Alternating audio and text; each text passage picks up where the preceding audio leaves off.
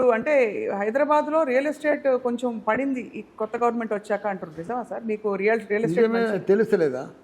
Real estate పడ్డది కాదు, ఇక లేచేటట్టు కూడా కనిపిస్తలేదు. అట్లా అసలు ఇంకా 3 ఏళ్ళు 4 ఏళ్ళ దాకా లేచేటట్టు కూడా కనిపిస్తలేదు, అంత ఘోరంగా ఉంది. ఎందుకు అట్లా అయింది సార్? ఇక అయిపోయింది. అది ఎన్నో కారణాలు ఉంటాయి కదా, ఒకటని కాదు కదా.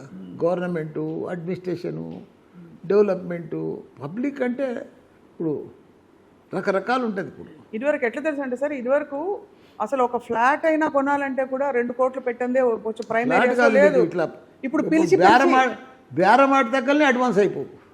ఇప్పుడు బేరం కాదు, వాడు మనం ఇంట్లో కూర్చుంటే ఇంకా తక్కువ చేసి ఇస్తున్నాడు. అదే ఆగినా కొద్దిగా రేటు తక్కువ అవుతుంది. పిలిచి ఇస్తుండ్రు సార్. అదే సార్, ఇంత ల్యాండ్ బ్యాంక్ ఉంది కదా, ఏం చేసుకుంటారు సార్ మీరు?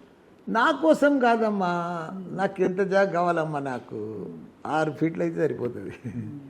నాకంతా స్కూళ్ళు, కాలేజీలు, నేను వ్యవసాయం చేస్తా కానీ తక్కువ, నాదంతా ఇన్స్టిట్యూషన్స్ అమ్మా, అన్ని కాలేజీలే. నా జీవితం అంతా 2 చెప్పిన మొన్న కూడా.